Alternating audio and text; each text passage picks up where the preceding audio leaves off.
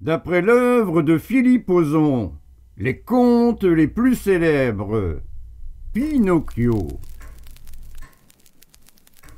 Il était une fois un vulgaire morceau de bois qui provenait d'un tas de bûches.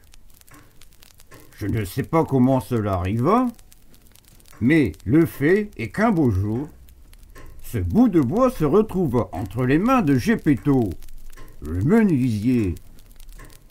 Le rêve de Geppetto était de fabriquer un pantin qui saurait danser, manier l'épée et faire des sauts périlleux. Un pantin de bois qu'il baptiserait Pinocchio. Ainsi donc, Geppetto commença à tailler son bout de bois. Il lui sculpta des cheveux, puis un front et une bouche.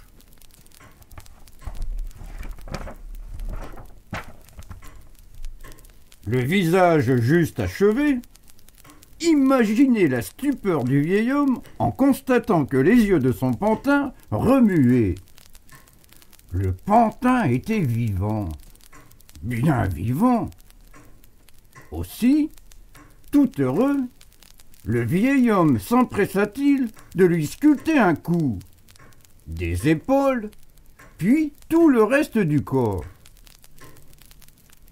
À peine Pinocchio fut-il achevé, qu'il se jeta dans les bras de son papa pour l'embrasser et se mit à danser. Très pauvre, Geppetto lui fabriqua alors un habit de papier à fleurs, une paire de chaussures d'écorce et un bonnet de mie de pain.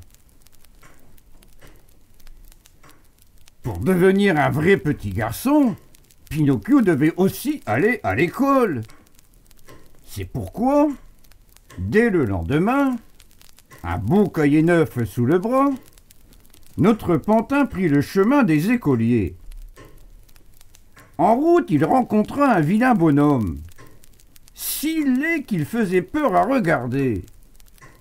Sa longue barbe était plus noire qu'un gribouillage d'encre. Ses yeux étincelaient comme des lanternes rouges. Terrorisé, Pinocchio s'enfuit et courut aussi longtemps que ses jambes de bois le portèrent. Il arriva dans un champ où il trouva 5 pièces d'or qu'il voulut ramener à son pauvre père.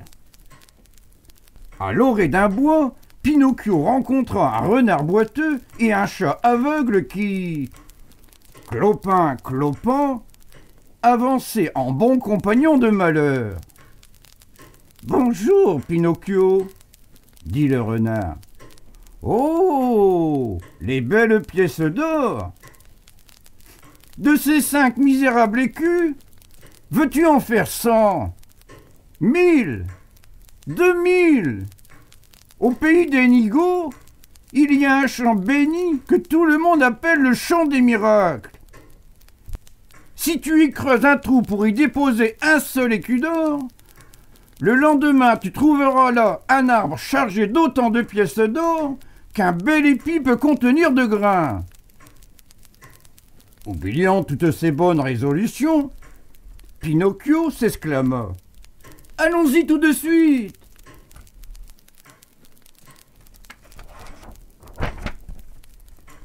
Et ils marchèrent, et ils marchèrent. Au crépuscule, prétextant quelques visites, ses nouveaux amis le quittèrent. Et Pinocchio poursuivit seul son chemin dans la forêt épaisse et obscure. Soudain, 2 silhouettes menaçantes jaillirent des taillis. « À bourre sous la vie !» s'écria l'un des bandits armé d'un couteau. Prompte comme l'éclair, Pinocchio lui happa la main qu'il coupa net d'un coup de dent. C'était en fait une patte de chat, celle de celui qu'il croyait son ami. Notre pantin s'enfuit à travers la forêt. Mais crac! Un piège se referma sur sa cheville. Pinocchio fut pris d'un tel tremblement que l'on entendait cliqueter les jointures de ses jambes de bois. Comme par magie, apparut alors une enfant belle comme un ange, aux cheveux bleus et au visage blanc de cire. Elle libéra le pantin et lui dit d'une voix d'outre-monde : « Petit Pinocchio, rapporte ces pièces d'or à ton papa. »« Je les ai perdues, » mentit Pinocchio, qui, en réalité, les avait dans sa poche. À peine eut-il prononcé ce mensonge que son nez, déjà long, s'allongea, devint si démesuré qu'il ne pouvait plus se tourner de quelque côté que ce fût. La belle enfant, qui n'était qu'autre qu'une fée, se mit à rire. « Pourquoi riez-vous » demanda Pinocchio, soudain honteux. « Je ris des mensonges que tu oses proférer.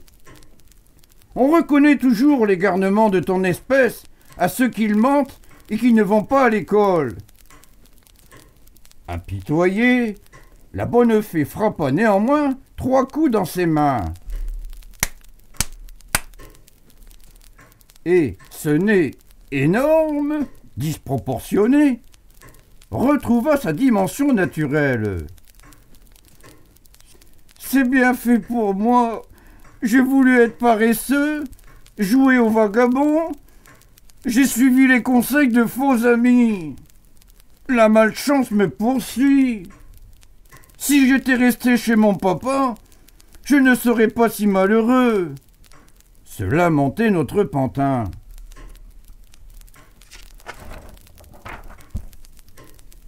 Et il jura à la fée d'être un bon petit garçon, de bien travailler à l'école.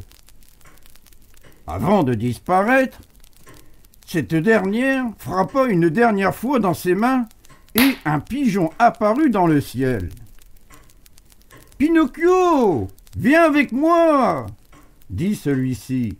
« Je viens de voir Geppetto qui se fabriquait une barque pour te chercher de l'autre côté de l'océan. Cela fait si longtemps que le pauvre homme te recherche qu'il est prêt à affronter les tempêtes pour te retrouver. Il faut le sauver avant qu'il ne soit trop tard. » Pinocchio s'assit sur le dos du pigeon et ils s'envolèrent loin vers l'est. Geppetto était déjà au large. Pinocchio eut juste le temps de voir une vague plus terrible que les autres renverser la frêle embarcation. Cette dernière coula et ne réapparut plus. « Je crains que ton père n'a été avalé par le terrible requin », se lamenta alors le pigeon. « Ce monstre est plus gros qu'une maison de 5 étages et sa bouche est si large et si profonde qu'une diligence avec tous ses chevaux pourrait y rentrer. » Effrayé par ces mots, Pinocchio perdit l'équilibre et tomba dans les flots. Heureusement, le pantin de bois savait nager et voulut rejoindre une île à l'horizon. Mais une horrible gueule de monstre marin filait vers lui et l'engloutit si brutalement qu'il tomba inconsciemment dans le ventre du grand requin. Plusieurs jours passèrent. Pinocchio se réveilla enfin et aperçut une lueur, loin au fond de l'estomac du monstre. Là, au bout du tunnel, il rencontra, devinez qui, son vieux papa, assis et fatigué. « Oh, mon petit papa, je t'ai enfin retrouvé. Je serai un bon garçon dorénavant. Mais fuyons, le requin dort encore. » Tous deux escaladèrent la gorge du monstre. De son immense bouche, ils traversèrent toute la langue et enjambèrent les 3 rangées de dents. Pinocchio se jeta alors à l'eau, prit son papa sur son dos et se mit à nager. Abordant le rivage de l'île que Pinocchio avait remarqué, ils s'endormirent tous deux d'épuisement. Le pantin rêva d'une belle enfant aux cheveux bleus et, s'éveillant, ouvrit des yeux grands comme ça. Il n'était plus un pantin, mais était devenu un beau petit garçon. À côté de lui gisait un vieux bout de bois.